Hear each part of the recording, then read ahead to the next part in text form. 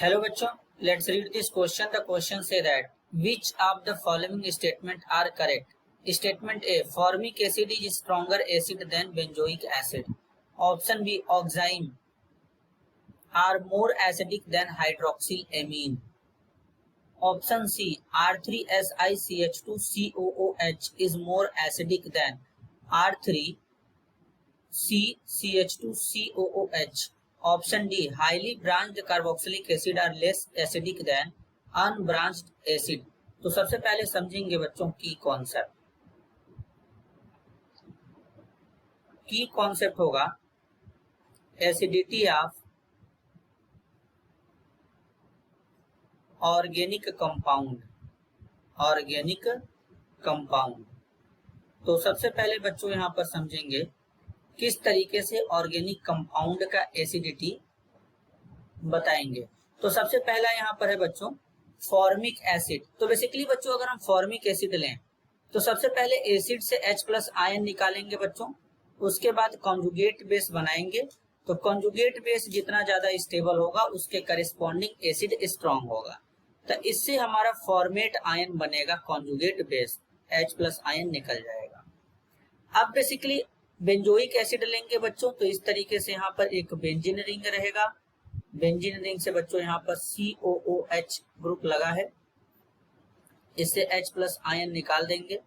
तो इस तरीके से बच्चों यहाँ पर बन जाएगा डबल बॉन्ड O नेगेटिव और यहाँ पे H+ आयन। अब बच्चों यहाँ पर अगर हम देखेंगे तो फॉर्मेट आयन में ये हाइड्रोजन है, हाइड्रोजन का plus I effect minus I effect सब 0 होता है और ये नेगेटिव चार्ज इस तरीके से ऑक्सीजन के ऊपर डीलोकेलाइज्ड होगा। डीलोकेलाइज्ड होने के बाद इक्विवेलेंट रेजोनेटिंग स्ट्रक्चर का फॉर्मेशन करेगा और ये इस पे शिफ्ट होगा। और इक्विवेलेंट रेजोनेटिंग स्ट्रक्चर जो होता है नॉर्मल के कंपेयर में ज्यादा स्टेबल माना जाता है। तो कॉन्जुगेट बेस जितना ज्यादा स्टेबल होगा उसका स्टेबिलिटी, उसके करेस्पॉन्डिंग एसिड उतना ज्यादा स्ट्रॉन्ग होगा। अब यहाँ वाला जो है बच्चों ये भी हमारा बना सकता है यहाँ पर, लेकिन यहाँ पर ये जो बेंजीन रिंग जुड़ा है ये +R इफेक्ट शो करता है। कौन इफेक्ट? +R effect. अब +R इफेक्ट शो करता है तो यहाँ पर ये कुछ इस तरीके से इसको हम लोग देख सकते हैं बच्चों, डबल बॉन्ड, एक डबल बॉन्ड यहाँ पे इस तरीके से, यहाँ पर C डबल बॉन्ड O है, O नेगेटिव। तो इस केस में क्या होगा, ये बॉन्ड इस पे शिफ्ट होगा और ये नेगेटिव चार्ज इस पे शिफ्ट हो जाएगा। तो यहाँ पर कुछ इस तरीके का शो होगा, double bond C O negative O negative. अब यहाँ पर बच्चों डबल बॉन्ड है, यहाँ पे डबल बॉन्ड है, यहाँ पे पॉजिटिव चार्ज आ गया। अब ये पॉजिटिव चार्ज यहाँ पे शिफ्ट होगा इस तरीके से। तो यहाँ पर जब शिफ्ट होगा तो कुछ इस तरीके से आएगा, डबल बॉन्ड, यहाँ पे आ जाएगा डबल बॉन्ड, यहाँ पर CO नेगेटिव। इसके बाद क्या होगा बच्चों, पॉजिटिव चार्ज यहाँ पे आया था, तो जब ये पॉजिटिव चार्ज यहाँ पे आया था तो ये बॉन्ड इस पे शिफ्ट होगा। अब जैसे ही ये बॉन्ड इस पे शिफ्ट होगा तो कुछ इस तरीके का यहाँ पे शो होगा, डबल बॉन्ड।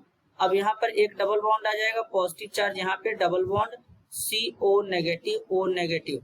तो कहीं ना कहीं बच्चों अब ये बॉन्ड यहाँ पे शिफ्ट हो जाएगा, अब ये नेगेटिव यहाँ वापस से आ जाएगा। तो स्ट्रक्चर जब रिपीट होने लगता है तो बनाना हम बंद कर देते हैं। तो इस तरीके से यहाँ पर बनेगा double bond, single bond C double bond O negative. इस तरीके से यहाँ पर बन जाएगा बच्चों।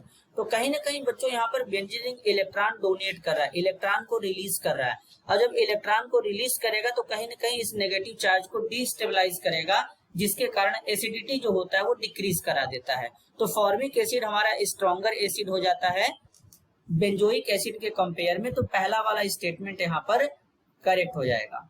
स्टेटमेंट बी की बात करेंगे, ऑक्साइन सब यहाँ पे जो गिवन है बच्चों, यहाँ पर गिवन है C डबल बॉन्ड नाइट्रोजन के साथ में O और H लगा है, R के साथ कार्बन के साथ में 2 एल्काइल ग्रुप इस तरीके से लगा है। तो सबसे पहले इससे H+ निकालेंगे, कॉन्जुगेट बेस बनाएंगे। तो यहाँ पर ये निकल जाएगा double bond NO negative, H+ निकल गया।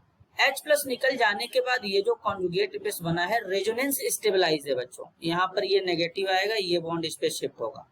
तो इस तरीके से यहाँ पर कॉन्जुगेशन में होने के कारण ये क्या करेगा, रेजोनेंस करने लगेगा, और जब रेजोनेंस करेगा तो स्टेबिलिटी आ जाएगा। तो कहीं ना कहीं कॉन्जुगेट बेस स्टेबल हो रहा है तो इसके करेस्पॉन्डिंग एसिड स्ट्रांग हो जाएगा। अब अगर हम एमीन की बात करें, हाइड्रोक्सिल एमीन की, तो यहाँ पर क्या है, NH2OH है बच्चों। अब NH2OH है, इससे H+ निकाल देते हैं।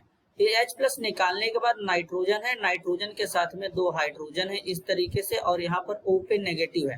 तो ये तो कहीं ना कहीं बच्चों अनस्टेबल होगा, ये तो कहीं ना कहीं अनस्टेबल होगा। तो यहाँ पर केवल नेगेटिव है, कोई रेजोनेंस नहीं है, उतना ज्यादा स्टेबल नहीं हो पाएगा, तो इसके करस्पॉन्डिंग एसिड वीक हो जाएगा। तो करेक्ट आंसर यहाँ पर क्या हो जाएगा, बी भी हो जाएगा। ऑक्साइन ज्यादा एसिडिक नेचर का होता है। सी में चलेंगे, R3SI, R3SI है, SI के साथ में 3 R लगा देंगे। फिर यहाँ पर है बच्चों CH2COOH, तो यहाँ पर लगा देंगे CH C double bond OOH। अब इसके बाद जो है बच्चों यहाँ पे R3C, यहाँ पर है R3C था तो C के साथ में 3 R लगा देंगे। फिर यहाँ पे C हो जाएगा बच्चों, फिर H है, H लगा देंगे इस तरीके से। C डबल बॉन्ड O है बच्चों, यहाँ पर है O और H है बच्चों। अब यहाँ पे देखेंगे तो इसमें क्या है, ये हो गया। अब इस केस में अगर हम यहाँ पे देखें तो बेसिकली क्या होगा, ज्यादा एसिडिक नेचर का कौन होगा। अगर हम इनसे H+ आयन निकाल के कॉन्जुगेट बेस बना देते हैं तो इसका H+ आयन यहाँ से निकलेगा, हाइड्रोजन, इन पे नेगेटिव चार्ज आएगा।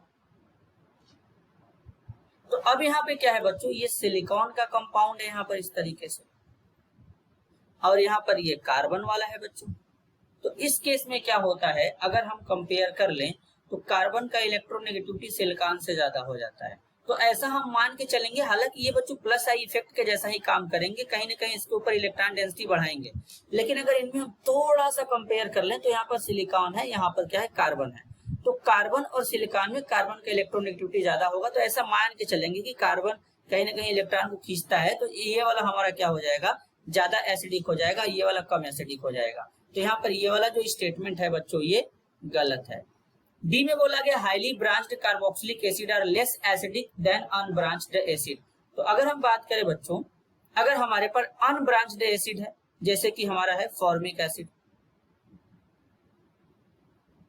इस तरीके से अनब्रांच्ड एसिड है, H+ निकालेंगे, अभी अभी बताया गया।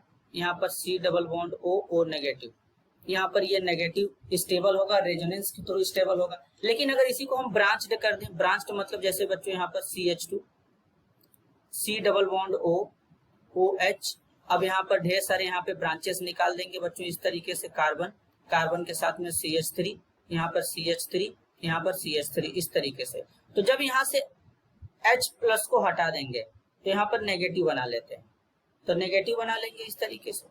तो अब ये नेगेटिव बन गया, तो कहीं ना कहीं ये क्या करेंगे, पॉजिटिव इंडक्टिव इफेक्ट शो करेंगे।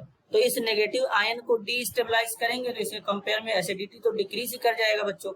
तो इसलिए बेसिकली बच्चों यहाँ पर क्या होगा, यहाँ पर ये बोला गया हाईली ब्रांच्ड कार्बोक्सिलिक एसिड जो होते हैं वो लेसर एसिडिक नेचर के हो जाएंगे अनब्रांच्ड के कंपेयर में। तो ये भी ऑप्शन क्या है, करेक्ट है।